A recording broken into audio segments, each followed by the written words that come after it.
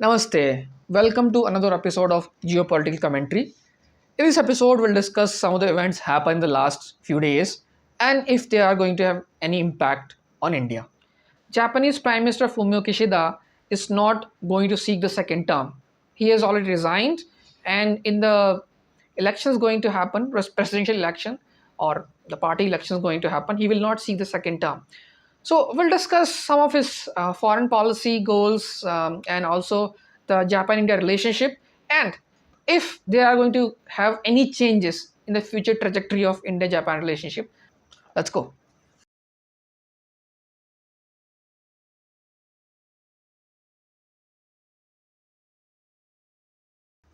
First, we'll talk about the stepping down of current Japanese Prime Minister Fumio Kishida. Well, he's not really stepping down. He's just not seeking the second term or re-elections in the month of September or October, I think. The September, October, I'm not sure about that, but he's not seeking the second term in the next election for this party. So he's essentially stepping down. And he is known as one of the least popular or most unpopular president, sorry, not president, prime minister of Japan post World War II. Some analysts are saying that. I'm not saying it. Some analysts are saying that based on survey reports, he is deeply unpopular, and some of his policy measures to reduce cost of living, to introduce childcare policies, they did not work on public. So the cost of living is continued to rise. Japan is, by some technical measures, entered a recession by some analysts.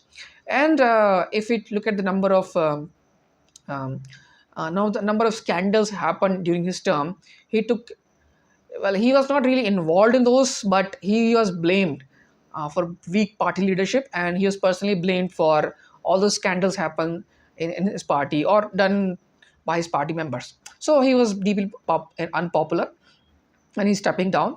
And who is going to be his replacement, we're going to see, and what can be trajectory we might know. But let's look at some of his foreign policy goals, and where does India fits into it, and if his successor is going to change any of that, which I doubt. I think the policy will remain same. But let's look at some of his policy goals.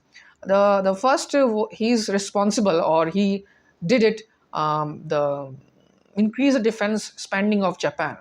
Now Japan sits in an uneasy place. Like it has, there's Russia at its border, China is there, North Korea is getting nuclear weapons, and North Koreans repeatedly fire a lot of missiles which were flying across Japan, sometimes flying in near the sea of Japan.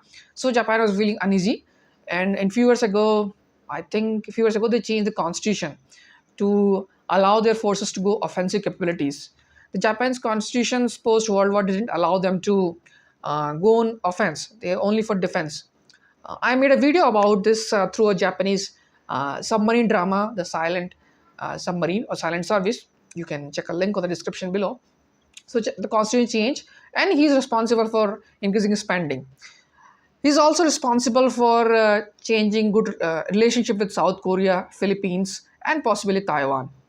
So he was able to, he's tried to, I don't know if he's able to, but he's tried to establish good relations with his neighbors, South Korea, Taiwan, and possibly Philippines. Now, Philippines is not really a neighbor, but it sits in South China Sea, and South China Sea has difficult relations with China, and Japan has a problem with China also. So Japan tried to build good relations with those countries, and he tried to maintain uh, good relations by reducing, or not reducing, I think trying to reduce the past memories of Japan's brutal oppression of those places, especially in South Korea.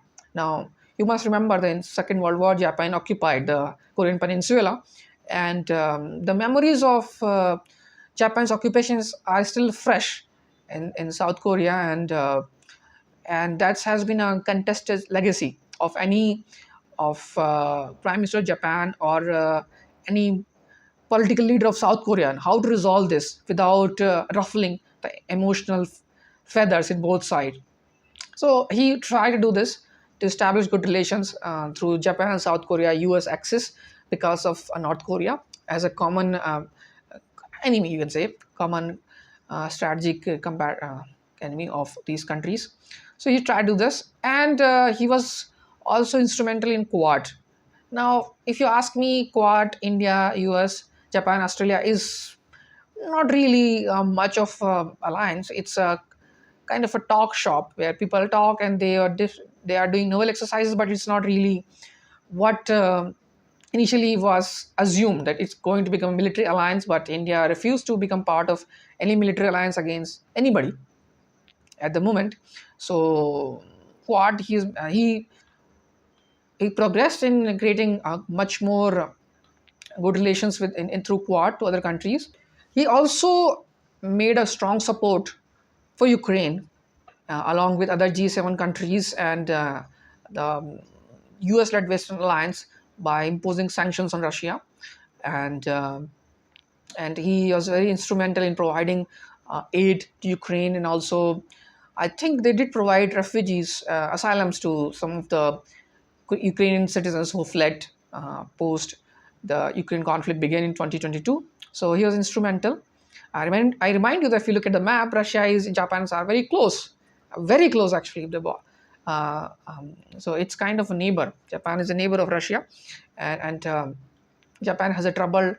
Japan also has a troubled past with Russia, and they still claim some of the islands occupied by Russia. Russia claims it's a post-war legacy. They should forget about it. But those islands used to be part of Japan during the World War II. So there's some fiction over there.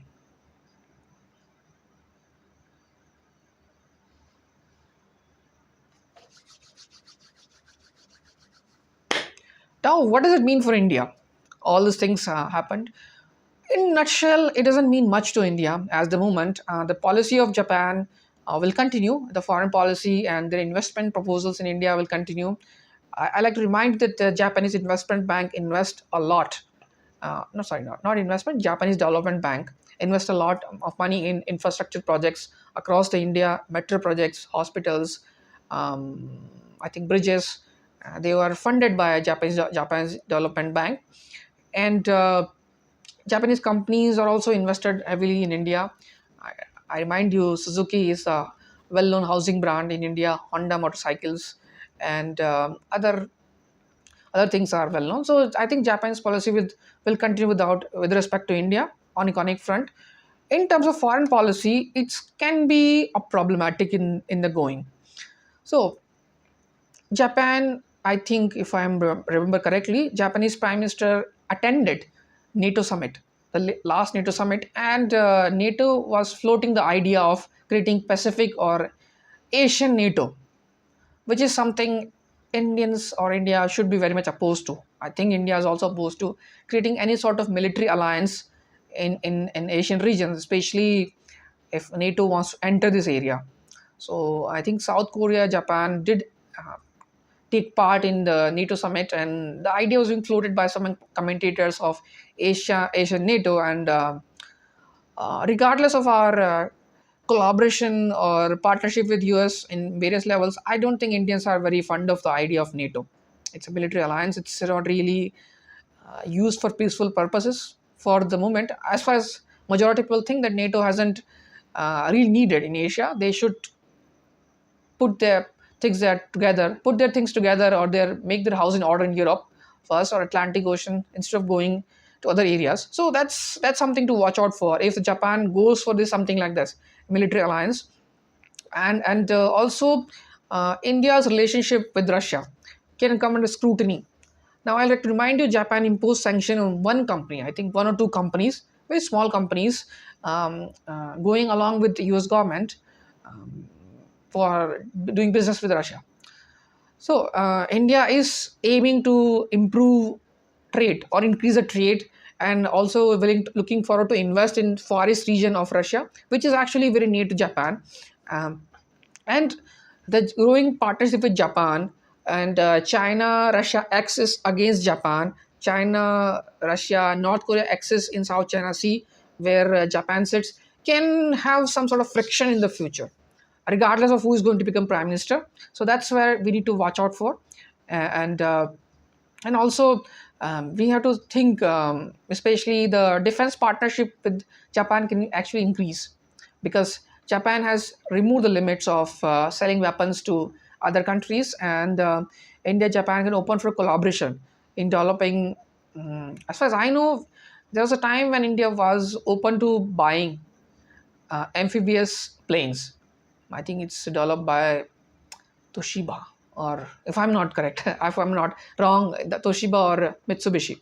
So they were developing amphibious plane, or they already developed for Japanese self-defense forces, and India was considering buying those planes, and Japanese government or Mitsubishi was keen on partnering with I don't know which firm, I think Mahindra, to build them in India.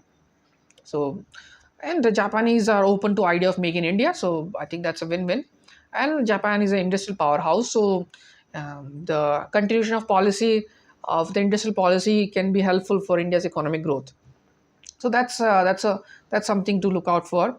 What the challenges could be: the immigration, which is a very uh, taboo topic in Japanese society discuss, and also the falling birth rate, which the government tried from the time of Shinzo Abe, tried to bring a lot of reforms, but so far it did not work out in a positive way. So that's going to be challenges, and that's where I think India Japan, I think, did sign a project, or not project, sorry, sign an agreement where Indian workers will be, or Indian people will be trained in Japanese language to work on on Japanese industries or Japanese healthcare, or I think Japanese industries. So as I don't know the details, but that was an agreement we signed. So, what's the progress? We'll see, and if those agreements will continue, because we are living in an era of nationalism, which is rising across the countries, across the world. So, will those policies of favorable immigration, and also those agreements where people from other countries can be taught a Japanese language and they can come and work in Japan, will it be continued or not?